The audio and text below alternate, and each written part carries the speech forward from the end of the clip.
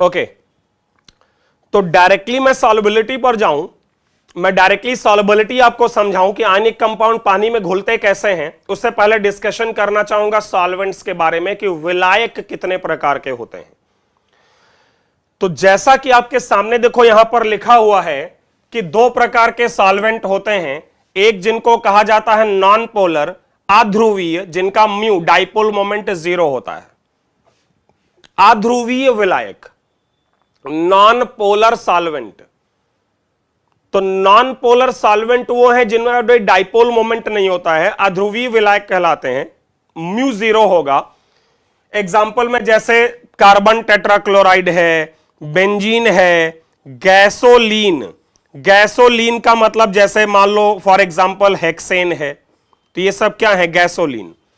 Carbon disulphide है, तो इन सबका डाइपोल मोमेंट 0 होता है क्योंकि सिमेट्रिकल होते हैं, और सिमेट्रिकल होने के कारण इनका vector addition, dipole moment vector addition 0 हो जाता है। तो एक तो हमारे ये विलायक होते हैं जिनको कहते हैं नॉन पोलर सॉल्वेंट। लिखिएगा आप लोग जरा, 1 बाय 1 नोट करिएगा, ठीक है। टाइप्स ऑफ सॉल्वेंट्स, सॉल्वेंट कितने प्रकार के, तो उसमें सॉल्वेंट का जो पहला टाइप है that is your non polar solvent, जिसका म्यू 0 है सिमेट्री होने के कारण, जैसे कि carbon tetrachloride, benzene, gasoline, carbon disulphide etcetera. और जो सेकेंड कैटेगरी का सॉल्वेंट है, जो दूसरे टाइप का हमारा सॉल्वेंट है, that is obviously polar solvent, या जिनको आप ध्रुवीय विलायक कहते हो। क्या कहते हो, ध्रुवीय विलायक, ध्रुवीय विलायक जिनका डाइपोल मोमेंट 0 नहीं है, मतलब जिनमें कुछ ना कुछ पोलैरिटी बची है, वेक्टर एडिशन 0 नहीं हुआ, तो उनको कहते हैं ध्रुवीय विलायक, पोलर सॉल्वेंट। लेकिन ये पोलर सॉल्वेंट भी फर्दर दो टाइप के होते हैं, एक जिनको कहा जा रहा है पोलर एंड प्रोटिक सॉल्वेंट, और एक जिनको कहा जा रहा है पोलर और ए प्रोटिक सॉल्वेंट। एक है पीपीएस पोलर प्रोटिक सॉल्वेंट, और दूसरे हैं पोलर ए प्रोटिक सॉल्वेंट, मतलब पीएएस। पीपीएस और पीएएस, पोलर प्रोटिक का मतलब है, पोलर और प्रोटिक सॉल्वेंट का मतलब यह है कि भाई उसके अंदर पोलैरिटी के साथ साथ ना H+ भी है, डाइपोल मोमेंट भी है एज वेल एज H+ भी है। ऐसा सॉल्वेंट जिसमें डाइपोल मोमेंट भी है और जिसके अंदर एसिडिक हाइड्रोजन भी है। अच्छा, अब एक यहां पर एक क्वेश्चन अराइज होता है कि साहब एसिडिक हाइड्रोजन कैसे पहचानेंगे, कैसे पहचानेंगे कि किसी कंपाउंड का जो हाइड्रोजन प्रेजेंट है, ये कैसे पहचानेंगे कि किसी कंपाउंड का जो हाइड्रोजन प्रेजेंट है वो साहब एसिडिक है कि नहीं है। तो मैं आपको बताऊं कि एक टॉपिक हम लोग ऑर्गेनिक केमिस्ट्री में पढ़ेंगे जिसका के नाम है जनरल ऑर्गेनिक केमिस्ट्री। क्या, general organic chemistry. Organic chemistry में पढ़ेंगे तब आपको डिटेल में समझाऊंगा कि कैसे पहचानते हैं कि कौन सा हाइड्रोजन एसिडिक है। बट यहां पर चूंकि जरूरत है इसलिए इन शॉर्ट आपको एक बेसिक आइडिया दे रहा हूं कैसे पता करेंगे कि कौन सा हाइड्रोजन एसिडिक है। तो ध्यान रहे कि ऑक्सीजन से जुड़ा हाइड्रोजन एसिडिक है, नाइट्रोजन से जुड़ा हाइड्रोजन एसिडिक है, हैलोजन्स से जुड़ा हाइड्रोजन एसिडिक है। हैलोजन का मतलब फ्लोरीन, क्लोरीन, ब्रोमीन, आयोडीन कोई भी हो, ये सब एसिडिक है। मतलब मैं तुम्हें बता रहा हूं कि H+ कहां कहां होगा, क्यों होगा, ऐसा क्यों होगा, इस पर अभी चर्चा नहीं करते हैं, वो डिस्कशन ऑर्गेनिक केमिस्ट्री में है, ठीक है। कौन कौन सा एसिडिक है वो बता रहा हूं। ऑक्सीजन का हाइड्रोजन, नाइट्रोजन का हाइड्रोजन, हैलोजन का हाइड्रोजन। कार्बन से जुड़ा हाइड्रोजन एसिडिक नहीं होता है एक्सेप्ट, समझो जरा, और यही सबसे इंपॉर्टेंट है, यही पॉइंट आपका सबसे इंपॉर्टेंट है कि कार्बन से जुड़ा हाइड्रोजन एसिडिक नहीं होता है कुछ जगहों को छोड़कर। हां, कुछ जगहें ऐसी जरूर होती हैं जहां कार्बन का हाइड्रोजन एसिडिक होता है। कौन कौन सी जगहों पर, क्या कोई बता पाएगा? आप लोग गेस करोगे कार्बन से जुड़ा हाइड्रोजन कब एसिडिक होता है, गेस करोगे? कोई बताएगा? सोचो और बताओ, कार्बन से जुड़ा हाइड्रोजन कब एसिडिक हो सकता है?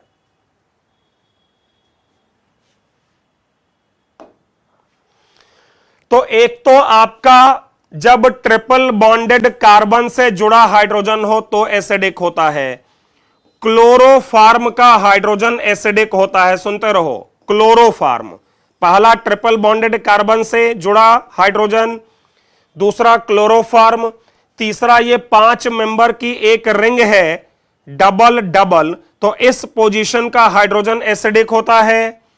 चौथा, जो तुम्हारा एल्डिहाइड होते हैं ना, एल्डिहाइड क्या होते हैं, एल्डिहाइड CH3CHO, तो यहां पर इसका जो ये पड़ोसी कार्बन होता है ना अल्फा वाला, इसके ये हाइड्रोजन एसिडिक होते हैं।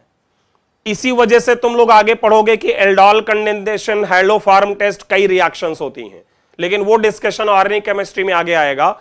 तो एल्डिहाइड में जो ये C डबल बॉन्ड O होता है, इसके पड़ोस का जो कार्बन है उसका हाइड्रोजन एसिडिक होता है, ये वाला, ध्यान रखिएगा, ये वाला नहीं, ये वाला होता है। और पांचवा, तुम्हारे जो कीटोन होते हैं ना, कीटोन, उसमें भी दोनों तरफ का अल्फा पोजीशन का हाइड्रोजन, दोनों तरफ की अल्फा का जो ये हाइड्रोजन है ये एसिडिक होता है। मैं दोबारा बोल दे रहा हूं कौन कौन सा हाइड्रोजन एसिडिक है, आप लोग क्लियरली ध्यान रखिएगा इसके बारे में। कौन कौन सा एसिडिक है?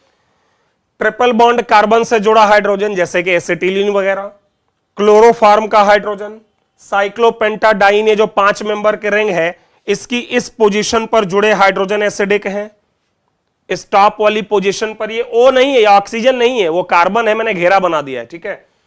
एल्डिहाइड का अल्फा पोजीशन का कार्बन से जुड़ा हाइड्रोजन और कीटोन की अल्फा पोजीशन के कार्बन से जुड़े हाइड्रोजन एसिडिक हैं। तो अब अगर मैं पोलर और प्रोटिक सॉल्वेंट की बात करूं तो पोलर प्रोटिक सॉल्वेंट जैसे कि एग्जांपल में water, alcohol, phenol, HF, ammonia, carboxylic acid, तो ये सब आपके पोलर और प्रोटिक हैं, क्योंकि पोलर है और इनके अंदर प्रोटॉन भी है। तो उम्मीद है कि यहां तक आपको अभी तक समझ आया जो मैंने बोला है कि पोलर सॉल्वेंट दो प्रकार के, पोलर प्रोटिक और पोलर एप्रोटिक। तो पहले तुम लोग जरा जल्दी से पोलर प्रोटिक लिख लो, फिर आगे बात करें। नोट करो जल्दी से पोलर एंड प्रोटिक सॉल्वेंट के एग्जांपल्स।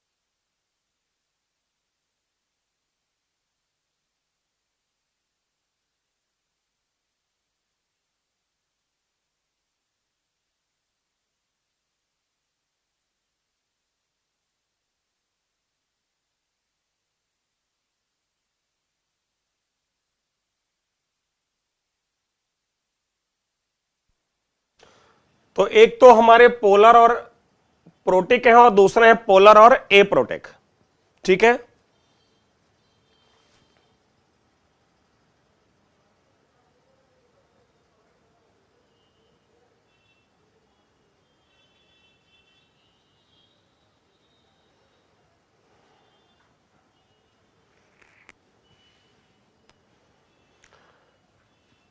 तो पोलर और प्रोटिक मतलब प्रोटॉन है, पोलर ए प्रोटिक का मतलब प्रोटॉन नहीं है। तो अब आप लोगों को एग्जांपल देता हूं पोलर और ए प्रोटिक के, पोलर और ए प्रोटिक, ओके।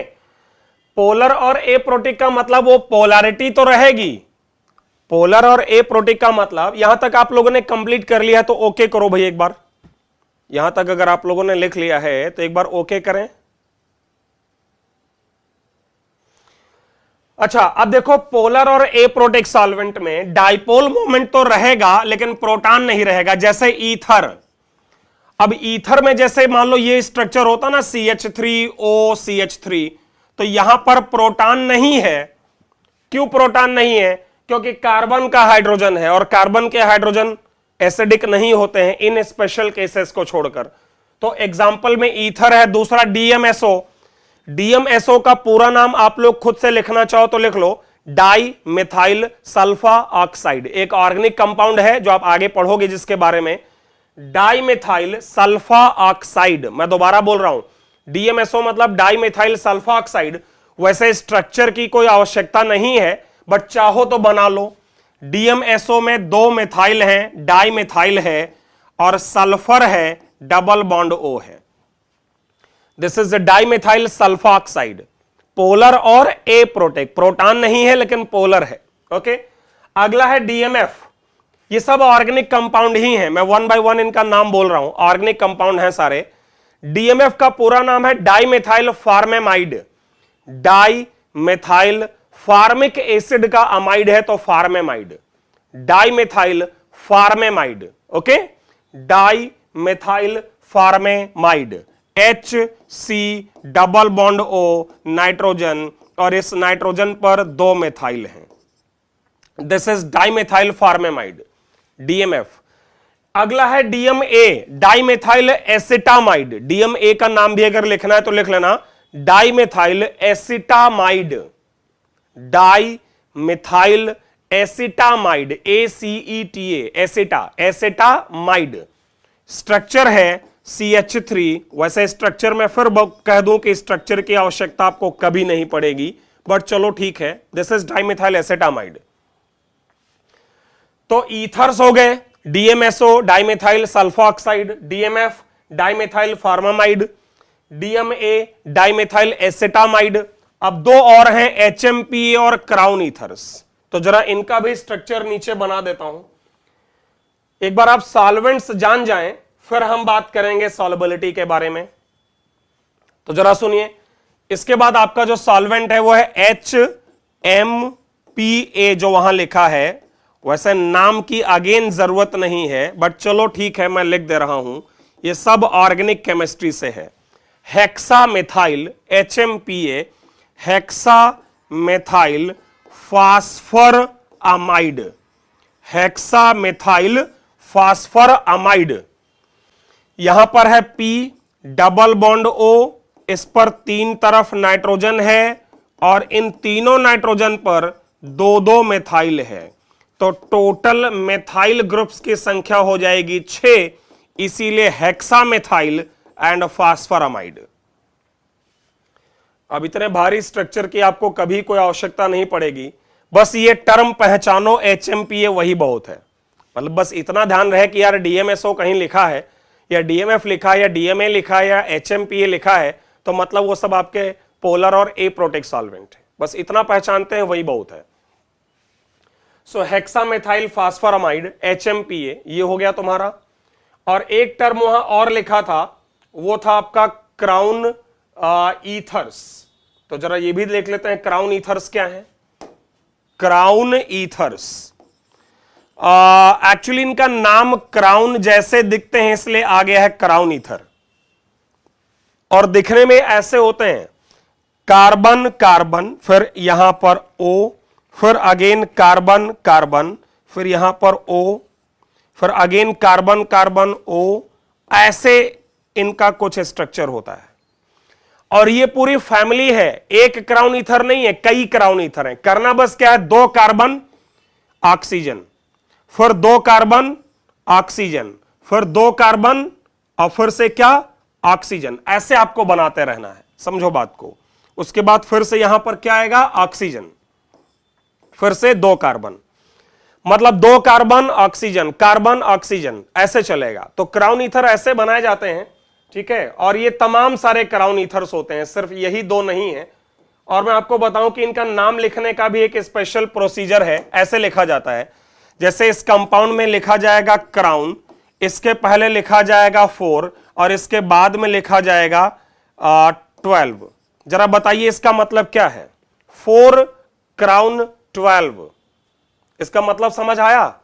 इसका मतलब है कि इसमें 4 ऑक्सीजन हैं, 4 ऑक्सीजन हैं, और उन 4 ऑक्सीजन को मिलाते हुए टोटल उसके अंदर 12 एटम हैं। 4 ऑक्सीजन हैं और उन 4 ऑक्सीजन को लेते हुए, 4 ऑक्सीजन को लेते हुए टोटल वहां पर कितने हैं, 12 एटम हैं। तो उसका कॉन्सेप्ट ये है, उसका कॉन्सेप्ट ये है कि यहां पर जो टोटल एटम है उनको पहले लिखो और ऑक्सीजन एटम की संख्या बाद में। 12 क्राउन 4, ऐसे 4 क्राउन 12 नहीं है, 12 क्राउन 4।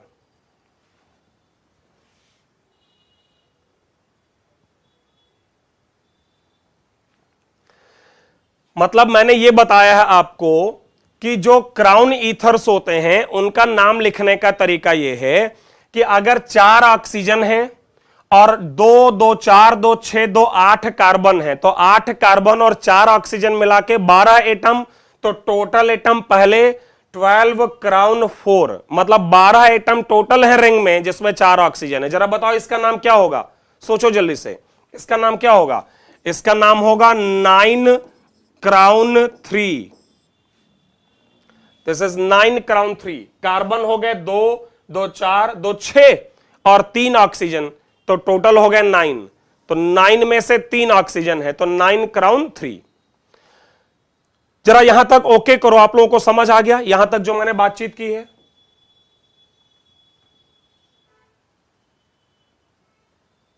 ओके, हमें एक्चुअली सॉल्युबिलिटी की बात करनी है, हमें यहां एक्चुअली सॉल्युबिलिटी की बात करनी है। तो सॉल्युबिलिटी की तरफ पहले बाद में चलूंगा। सबसे पहले आप लोग जरा यहां पर देखिए, एक दो पॉइंट्स हैं वो जरा पहले समझाने की कोशिश करूंगा। हां, पहले यह समझाऊंगा मैं कि जैसे सॉल्वेंट का रोल क्या है, जरा समझिए सॉल्वेंट का रोल क्या है। लिखा है polar aprotic solvent solvates only cation. एक दिन मैंने तुम लोगों को याद हो बताया था कि अगर किसी एटम पर पॉजिटिव या नेगेटिव चार्ज है तो वो एटम दुखी माना जाएगा। मैंने आपको लिखवाया था कितने प्रकार का दुख होता है, तो टाइप्स ऑफ दुख में ये बताया था आपको मैंने कि अगर किसी एटम पर पॉजिटिव या नेगेटिव चार्ज है तो वो दुखी होता है। तो तुम्हारा जो पोलर और एप्रोटिक सॉल्वेंट है, इट सॉल्वेट्स ओनली कैटायन। जबकि नीचे देखो लिखा है कि पोलर एंड प्रोटिक सॉल्वेंट में solvate cation as well as anion. समझो मेरी बात को, जैसे अगर कोई कैटायन है और अपने पॉजिटिव चार्ज से वो दुखी है, तो आपका पोलर प्रोटिक सॉल्वेंट उसके दुख को दूर करने में मदद करेगा। समझो ध्यान से, अगर कोई आपका कैटायन है या एनायन है तो इन दोनों के दुख को दूर करने का काम तुम्हारा पोलर प्रोटिक सॉल्वेंट कर सकता है। दोनों के दुख को शेयर करता है। कैसे? जैसे Na+ है तो पानी जैसे पोलर और प्रोटिक सॉल्वेंट है तो इसके चारों तरफ इकट्ठा हो जाएगा, और उसका जो डाइपोल का जो नेगेटिव पार्ट है ऑक्सीजन और पॉजिटिव पार्ट है हाइड्रोजन। भाई इलेक्ट्रोनेगेटिविटी ऑक्सीजन की ज्यादा है तो ऑक्सीजन पर पार्शियल नेगेटिव चार्ज होगा और हाइड्रोजन पर पार्शियल पॉजिटिव चार्ज होगा, तो ऑक्सीजन अपने नेगेटिव चार्ज से उस सोडियम प्लस के दुख को दूर करेगा। ऐसे ही वाटर, अच्छा जरा सोच के बताओ इसका दुख कैसे दूर होगा? क्लोराइड का दुख, पोलर प्रोटिक सॉल्वेंट क्लोराइड का दुख कैसे दूर करेगा बताइए जरा।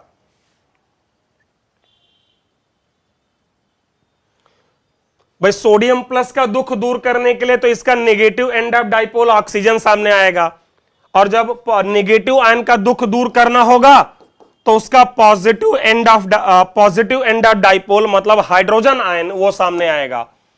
मतलब यहां पर H+ और H+ और ये नेगेटिव, और इसके दुख को ये दूर करेगा। और ये जो दुख दूर करने की प्रक्रिया है इसको हम लोग कहते हैं सॉल्वेशन। इस प्रक्रिया को क्या कहते हैं? सॉल्वेशन। सॉल्वेंट अगर वाटर है तो हाइड्रेशन। सुनते रहना, बात को सुनते रहिएगा। कैटायन और एनायन दोनों के दुख को या चार्ज की वजह से जो प्रॉब्लम है या स्ट्रेन है कह लो, दुख है, उस दुख को पानी बखूबी दूर कर देगा। कैटायन का दुख दूर करेगा अपने नेगेटिव एंड ऑफ डाइपोल से, और एनायन का दुख दूर करेगा अपने पॉजिटिव एंड से मतलब H+ से। इस प्रक्रिया को कहते हैं सॉल्वेशन। और अगर सॉल्वेंट वाटर है तो कहते हैं हाइड्रेशन। और इसमें जो फोर्स यहां लगता है उस फोर्स का नाम है आयन डाइपोल अट्रैक्शन।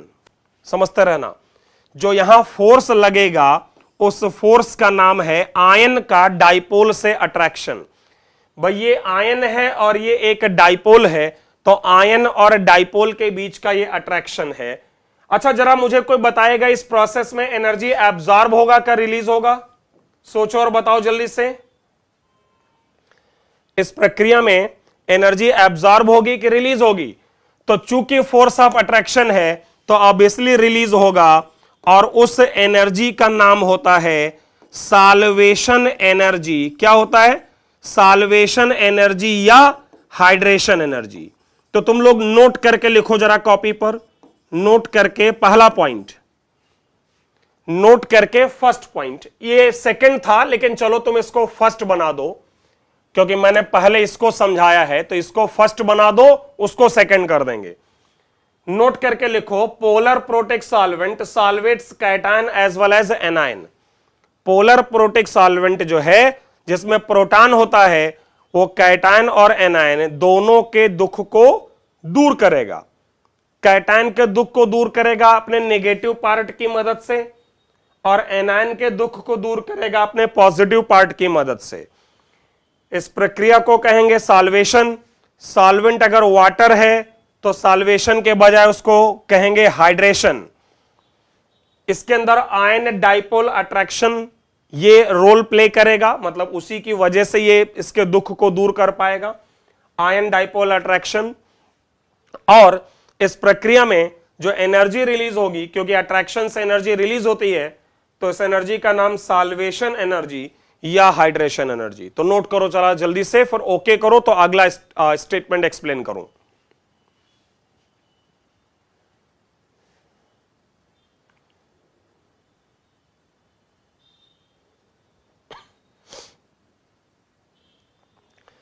तो पोलर प्रोटिक सॉल्वेंट जो है वो कैटायन और एनायन दोनों के दुख को दूर करेगा, दोनों को सॉल्वेट कराएगा। कैटायन को भी सॉल्वेट कराएगा और एनायन को भी। लेकिन जो पोलर ए प्रोटिक होगा वो शायद नहीं करा पाएगा, क्योंकि उसमें प्रोटॉन नहीं होता है। अच्छा कोई बताएगा पोलर और ए प्रोटिक जो है वो किसका दुख दूर कर पाएगा और किसका नहीं? पोलर और ए प्रोटिक जिसमें प्रोटॉन नहीं होगा, तो वो किसके दुख को दूर करेगा? कैटायन के दुख को या एनायन के दुख को? तो ऑब्वियसली कैटायन के दुख को, क्योंकि एनायन के दुख को दूर करने के लिए प्रोटॉन चाहिए, जो पोलर ए प्रोटिक के पास होगा नहीं। समझ आ रही बात?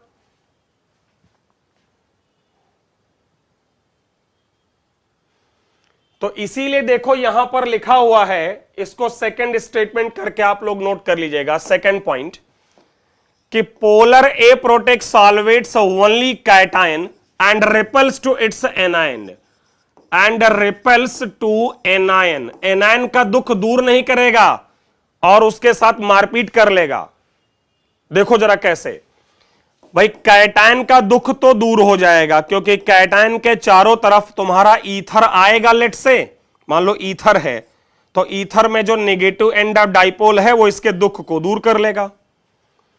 और एनायन, एनायन के साथ और मारपीट करेगा, रिपल्शन, क्योंकि प्रोटॉन है नहीं, प्रोटॉन है नहीं, और जो ईथर का ऑक्सीजन है और इसका क्लोरीन का जो इलेक्ट्रॉन पेयर है, उनके बीच आपस में अट्रैक्शन के बजाय उल्टा क्या हो जाएगा? रिपल्शन। तो बहुत अच्छे से ध्यान रखिएगा इन चीजों को, क्योंकि आगे कई जगह हम लोग इस्तेमाल करेंगे इन पॉइंट्स को। सो पोलर ए प्रोटिक सॉल्वेंट, पोलर ए प्रोटिक सॉल्वेंट आपका कैटायन का दुख दूर करेगा, एनायन का नहीं। एनायन को उल्टा और रिपेल करेगा।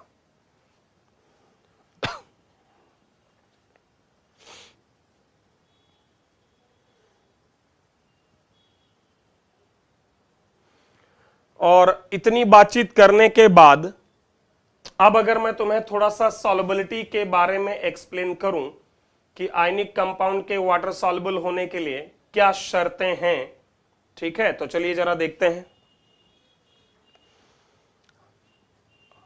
ठीक है, चलिए जरा देखते हैं। तो ये 2 पॉइंट आप लोगों ने लिख लिए। अब आगे जरा सुनिएगा मेरी बात।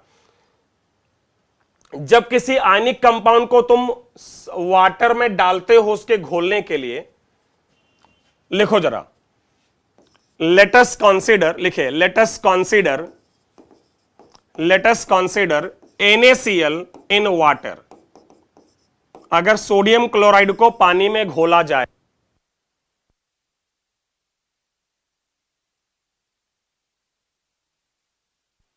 क्लोराइड को अगर हम पानी में घोलें, अच्छा मेरी बात समझिएगा, किसी आयनिक कंपाउंड का घुलने का मतलब है कि उसके कैटायन और एनायन के बीच की दोस्ती को तोड़ दिया जाए। किसी आयनिक कंपाउंड के पानी में घुलने का मतलब है उनके बीच की दोस्ती को तोड़ दिया जाए। Na+ और Cl- की दोस्ती को तोड़ दें, आपको लगता है तोड़ पाओगे? अरे यार, दोस्ती उन्होंने किया ही इसीलिए था क्योंकि उनको अपना अपना दुख दूर करना था। याद आया? सोडियम क्लोराइड क्यों बना था? क्योंकि ना तो सोडियम का ऑक्टेट कंप्लीट था, ना क्लोरीन का ऑक्टेट कंप्लीट था। दोनों ने एक दूसरे का दुख दूर करने का बीड़ा उठाया कि चलो एक दूसरे के दुख को शेयर करेंगे। दुख शेयर करने के लिए क्या हुआ? सोडियम का एक इलेक्ट्रॉन क्लोरीन को दे दिया गया, इससे सोडियम प्लस बना और क्लोराइड आयन बना। फिर दोनों ने साथ में जीने मरने की कसम खाई कि हमेशा साथ ही रहेंगे 7 जन्म तक, क्योंकि तभी दुख हमारा दूर रहेगा, क्योंकि तभी कैटायन और एनायन के बीच आपस में अट्रैक्शन लगता रहेगा। बात समझ रहे हो?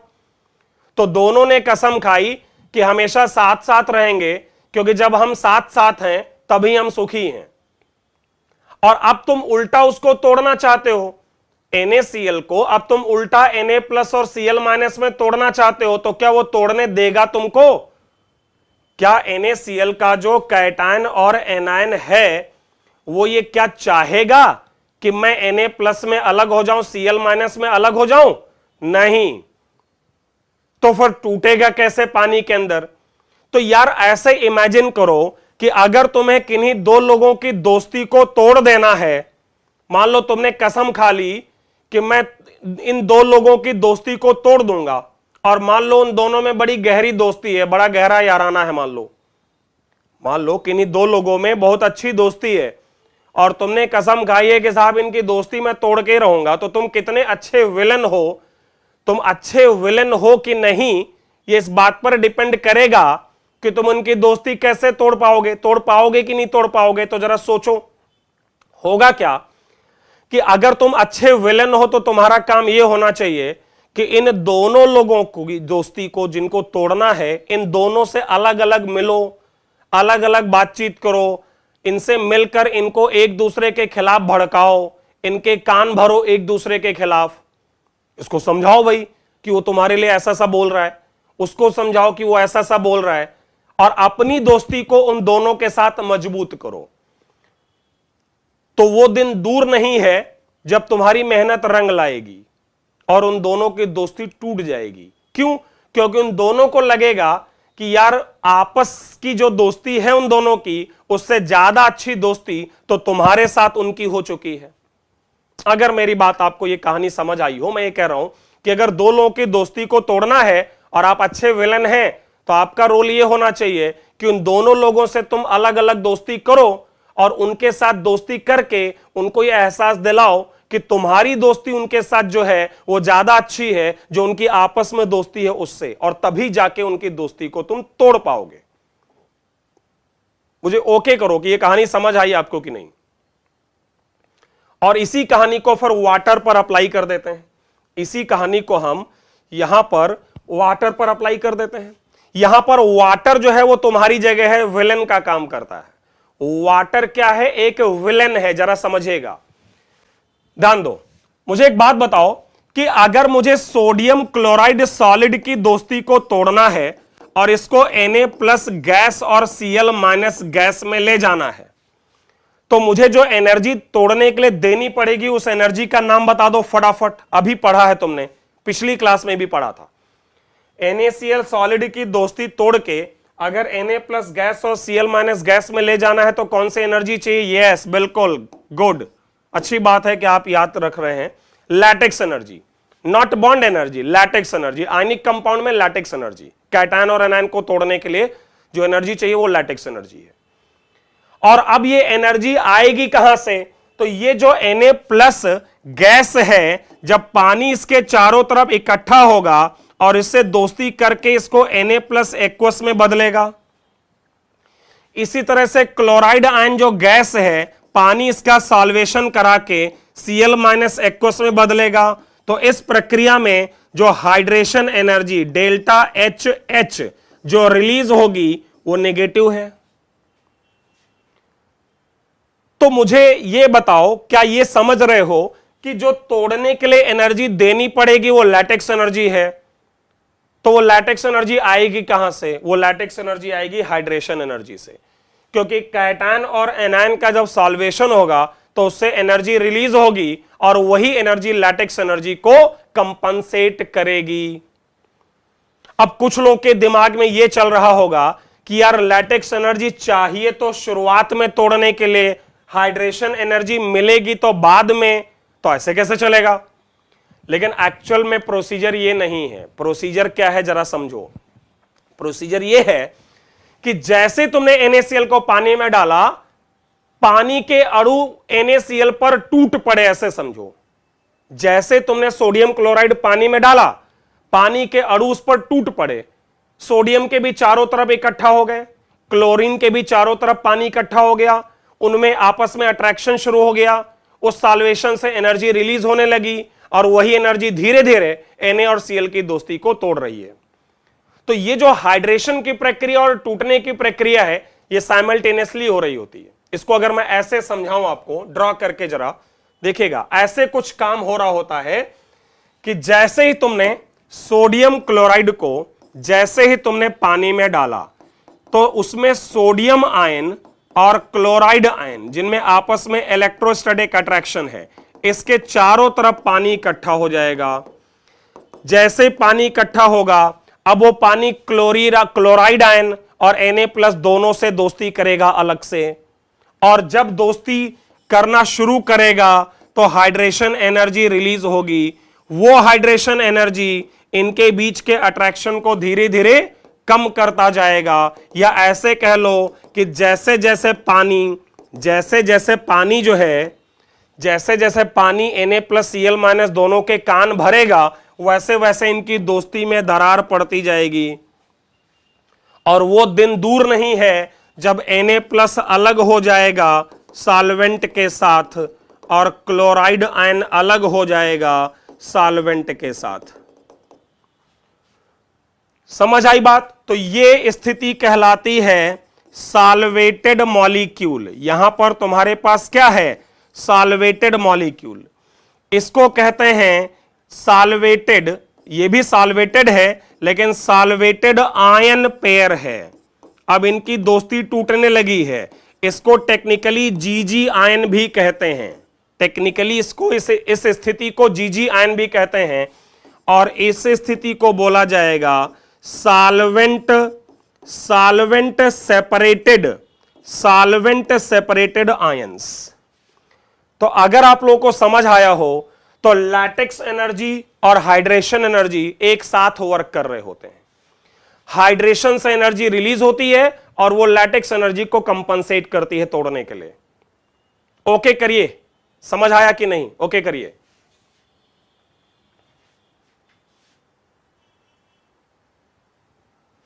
अच्छा, अब मुझे एक लास्ट पॉइंट ये बता दो कि कौन सी एनर्जी हायर होनी चाहिए।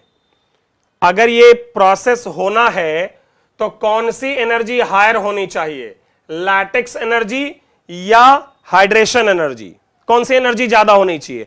तो ऑब्वियसली हाइड्रेशन एनर्जी, जो तोड़ने के लिए चाहिए उससे ज्यादा वहां रिलीज होनी चाहिए। तो शायद यहां पर मैं एक फाइनली रिजल्ट बना देता हूं जो आप लोग अभी नोट कर लीजिएगा।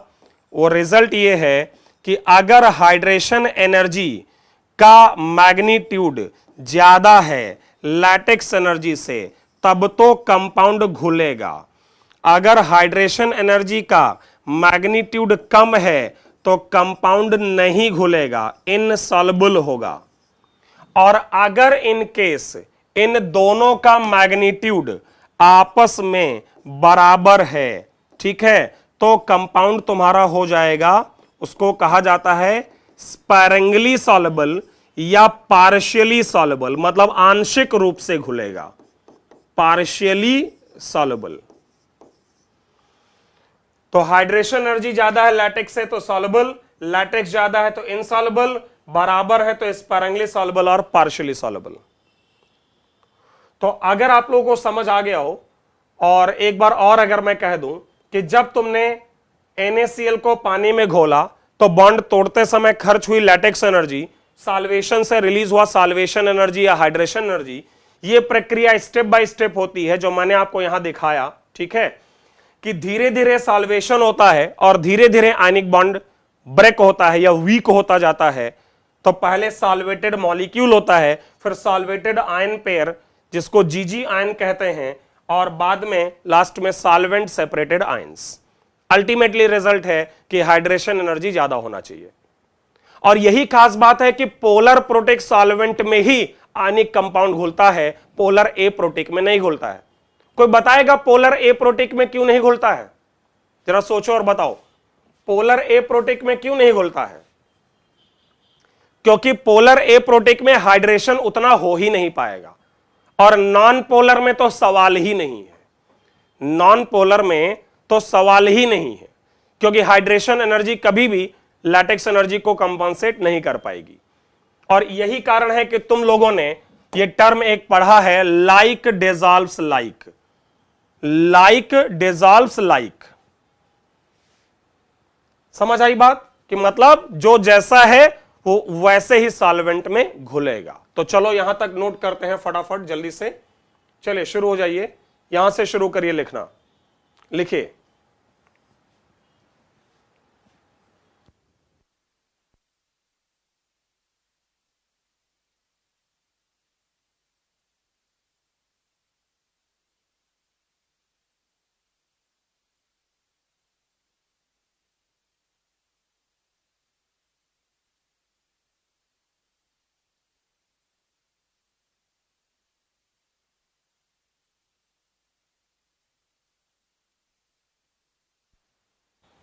इसको कंप्लीट करें।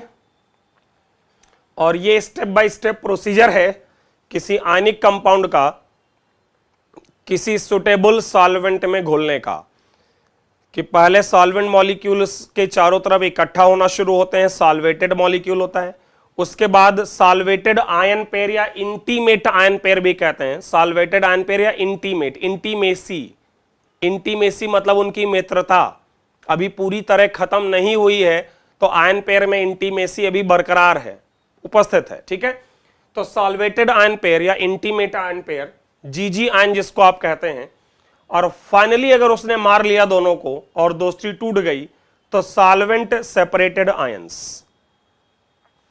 Solvent separated ions. ठीक है,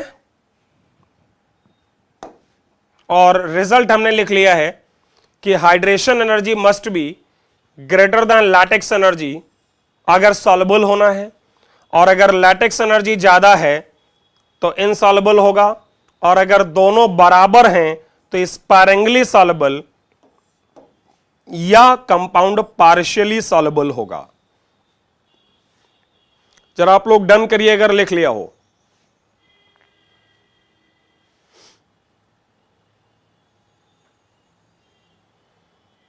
और इसी आधार पर यह रिजल्ट तीसरे नंबर पर लिखा हुआ है, लाइक डिसॉल्व्स लाइक। जो चौथा पॉइंट है उस पर अभी आते हैं, लाइक डिसॉल्व्स लाइक।